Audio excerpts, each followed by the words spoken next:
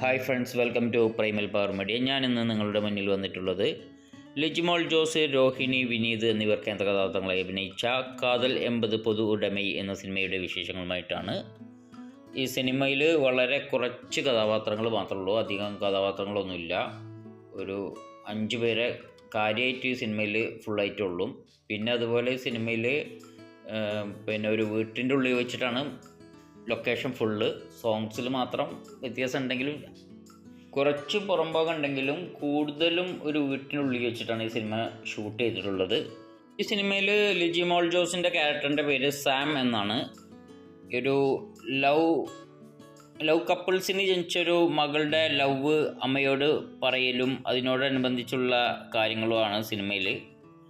Cinema നന്നായി എടുത്തിട്ടുണ്ട്, വളരെ നന്നായിട്ടാണ് സിനിമ എടുത്തിട്ടുണ്ട്. തുടക്കം ഭയങ്കര സാഡാണ്, തുടക്കം എന്നല്ല ഫുൾ സാഡാണ് സിനിമയിൽ മെയിൻ. പിന്നെ സിനിമ ഭയങ്കര സ്ലോ ബേസ് മൂവിയാണ്, അതുകൊണ്ട് എല്ലാവർക്കും ഇഷ്ടപ്പെടുന്നില്ല. കുറച്ച് ഭയങ്കര സ്ലോ ആയിട്ടാണ് സിനിമ പോണത്. എന്നുവെച്ചാൽ സിനിമയിൽ ഒരു സസ്പെൻസ് ഒക്കെ ഉണ്ട്. അത് ആ സസ്പെൻസ് നമുക്ക് സസ്പെൻസ് അല്ല, അത് ആ അമ്മക്കും വേലക്കാരിക്കും മാത്രമാണ് ആ സിനിമയിൽ സസ്പെൻസ് ആവണുള്ളൂ. നമുക്കത് സംഗതി സിനിമ കാണുമ്പോൾ തന്നെ നമുക്ക് മനസ്സിലാവും. പിന്നെ സിനിമേൻ്റെ BGM ഒക്കെ വളരെ നന്നായിട്ടുണ്ട്. നല്ല അടിപൊളി ഫീലിങ്സ് ഉള്ളൊരു BGM ആണ്. പിന്നെ 2 സോങ്സേ ഉള്ളൂ, 2 സൂപ്പർ സോങ്സാണ്. ഒന്ന് സിനിമ പേര് വിടുമ്പോൾ തന്നെയാണ് ആ സോങ്സ് വരുന്നത്, പിന്നെ മറ്റൊരു സോങ്. 2 നന്നായിട്ടുണ്ട്, വളരെ നല്ല സോങ്സാണ്. സിനിമ എടുത്തിക്കുന്ന രീതിയും ഒക്കെ വളരെ നന്നായിട്ടാണ് ഡയറക്റ്റ് സംഗതിയൊക്കെ ചെയ്തിട്ടുള്ളത്. സിനിമയിൽ രോഹിണീൻ്റെ ആക്ടിങ് വളരെ നന്നായിട്ടുണ്ട്, അടിപൊളിയായിട്ട്. രോഹിണി അതുപോലെ വേലക്കാരിയായിട്ട് അഭിനയിച്ച പെണ്ണിൻ്റെ പേര് എനിക്കറിയില്ല, അതും വളരെ നന്നായിട്ട് അഭിനയിച്ചിട്ടുണ്ട്. കാരണം അതിൽ സിനിമയിൽ ഓരോ എക്സ്പ്രഷനും കാര്യങ്ങളൊക്കെ അവരെ മുഖത്ത് വരുന്ന ഭാവമാറ്റങ്ങളൊക്കെ വളരെ രസമുണ്ട്.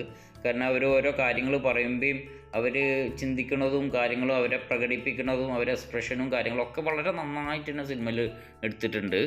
സിനിമ ഭയങ്കര എക്സൈറ്റ്മെൻ്റ് ആണ്. പിന്നെ അതുപോലെ ഭയങ്കര ഫീലിങ്സ് ആണ്, നല്ല ഫീലിങ്സ് ആണ് ഏറ്റവും കൂടുതൽ ഈ സിനിമയിലുള്ളത്. ലിജിമോൾ ജോസിൻ്റെ ഗേൾഫ്രണ്ട് ആയിട്ടുള്ളൊരു പെൺകുട്ടിയുണ്ട്, ആ പെണ്ണ് വളരെ നന്നായിട്ട് തന്നെ അഭിനയിച്ചിട്ടുണ്ട്. ലിജിമോൾ ജോസ് മലയാളത്തിലെ അഭിനയിക്കാൻ അറിയില്ലായിരുന്നു, തമിഴിലും കുഴപ്പമില്ല. പിന്നെ വിനീത് വളരെ നന്നായിട്ടുണ്ട്. അവരെ വേറെ ബോയ് ഫ്രണ്ട് ഉണ്ട്, അതും വളരെ നന്നായിട്ട് അഭിനയിച്ചിട്ടുണ്ട്. സിനിമ ഭയങ്കര ഒരു സ്ലോ ബേസ് മൂവിയാണ്. സിനിമ നന്നായിട്ട് തന്നെ എടുത്തിട്ടുണ്ട്. പിന്നെ മകളെ ആക്സെപ്റ്റ് ചെയ്യാൻ പറ്റാത്ത ഒരു അമ്മയുടെ ഒരു ഫീലിങ്സൊക്കെ ഭയങ്കരമായിരുന്നു സിനിമയിൽ. പിന്നെ സിനിമയിൽ കോമഡി ഒന്നും ഇല്ലെങ്കിലും ചില ഭാഗങ്ങൾ കാണുമ്പോൾ നമുക്ക് ഓട്ടോമാറ്റിക്കലി ചിരി വരും. ഈ സിനിമ ഒരു ഫെമിനിസ്റ്റ് മൂവിയാണ്. ഈ സിനിമ ഇപ്പം നിയമങ്ങൾ കംപ്ലീറ്റ് പെണ്ണുങ്ങൾക്ക് സപ്പോർട്ടായിട്ടാണുള്ളത് നിയമങ്ങളുള്ളത്, അതുകൊണ്ട് ഈ സിനിമ അതിനോടനുബന്ധിച്ച ഒരു ഫെമിനിസ്റ്റ് മൂവിയാണ് സിനിമ.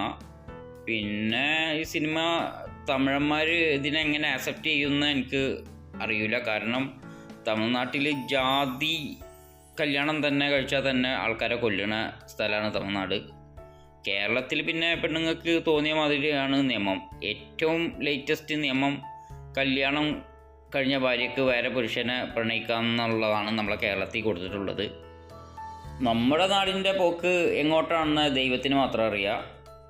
ഈ നാട്ടിൽ ഇത്ര അധികം ക്രൈം നടക്കുന്നതിനുള്ള മെയിൻ കാരണം തന്നെ ഈ ഒയഞ്ഞ കുറേ നിയമങ്ങളാണ്. ഈ നിയമങ്ങളൊന്നും എടുത്ത് കളഞ്ഞാൽ തന്നെ ക്രൈം കുറയുള്ളൂ, അല്ലെങ്കിൽ ക്രൈം കുറയില്ല, ക്രൈം കൂടി വരികയാണ്.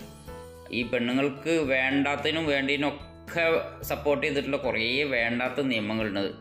ആവശ്യമുള്ള നിയമങ്ങളല്ലാതെ ബാക്കി നിയമങ്ങളൊക്കെ എടുത്ത് കളയണം, ഇല്ലെങ്കിൽ ഈ ക്രൈം ഇങ്ങനെ കൂടി വരും. ഡെയിലി പേപ്പറും ന്യൂസും നോക്കിക്കഴിഞ്ഞാൽ വെറും ക്രൈമല്ലാതെ വേറെ ഒന്നുമില്ല. പിന്നെ ഈ സിനിമയെ പറ്റി പറയുകയാണെങ്കിൽ നല്ലൊരു മൂവിയാണ്, കണ്ടിരിക്കാൻ പറ്റിയ 1 ടൈം വാച്ചിങ് ഉള്ളൊരു മൂവിയാണ്. നിങ്ങൾ സിനിമ കാണുക, എന്നിട്ട് നിങ്ങളുടെ അഭിപ്രായം പറയുക. ഞാൻ പുതിയ സിനിമാ വിശേഷങ്ങളുമായി ഉടൻ തന്നെ വരും. അപ്പോഴേക്കും എല്ലാവരും നമസ്കാരം, ബൈ.